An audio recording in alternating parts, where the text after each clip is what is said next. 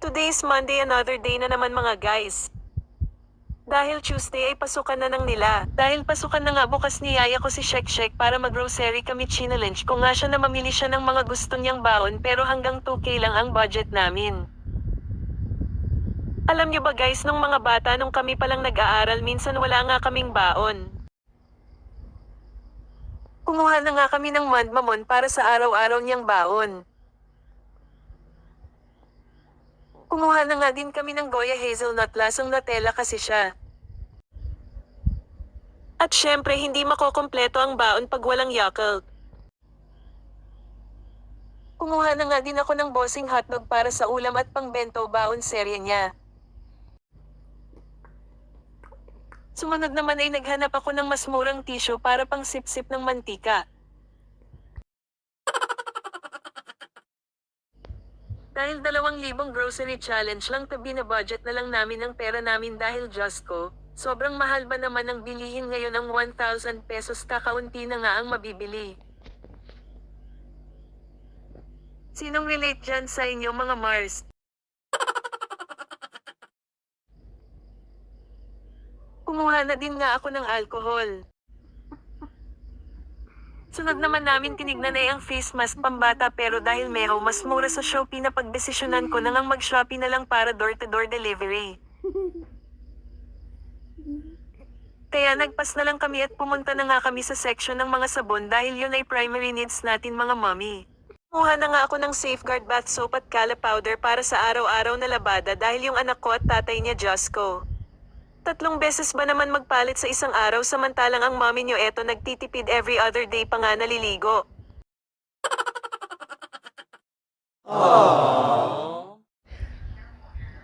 Kumuha na nga din pala kami ng Dove shampoo dyan.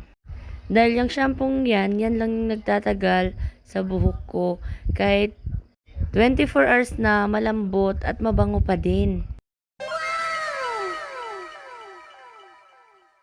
Dove, baka naman. Para sa mga mami dyan na naghahanap ng mabangong sabon, mabango at mura na, subukan nyo tong Cala mga mare. Dahil bukod sa nagtatagal ang bango niya, amoy bagong ligo ka palagi. Kumuha na nga ako dyan ng Magnolia Pancake ng Bear Brand para sa breakfast ng Junakis ko sa araw-araw. Kumuha na din ako dyan ng Minute Maid Apple para sa babaunin niya sa araw-araw. Guys, alam niyo ba, may yelo kasi silang binigay kaya bumili na ako ng baon ko. Yun, yung mga candy ko, bibili din ako at tinapay ko.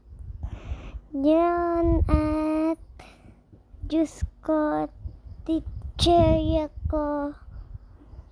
Yan muna nga yung teacherya. At susunod yung candy ko na.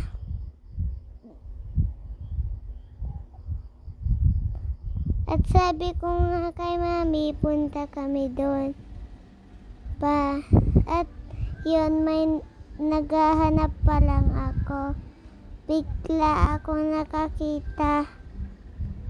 Kaya tinuturo ko.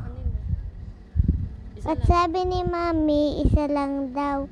Kaya sabi ko, opo. At kumuha na nga si mami ng ganyan. At dinapay na ganyan. At baon ko daw. At ganyan pa. At yung isa ko pang candy. Yung bread.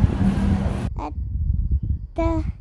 nagbayad na nga kami nila mami. At sana magkaganyan din kayo. At yun lang nga binibigay nila ni mami lahat ng binili namin. Dahil tapos na kaming nakapamili, pumunta na nga kami sa counter para magbayad. Sa puntong iyan, kinakabahan pa nga ako baka kako sumobra ako ng 2K. Alam niyo ba, ang total ng nabili namin ay 1,954 o diba? Sa halagang yan, medyo madami na din kaming nabili. Good for 1 week na nga pala yung nabili namin na grocery na yan para sa kanyang mga baon. Sinasabi nga ng anak ko na may nagbigay daw sa kanya ng yellow. Kaya naman may pinambili siya ng kanyang mga baon. Totoo yun guys, binigyan kasi siya ng 500 para sa kanyang baon. Salamat nga po pala sa nagbigay. Paalam.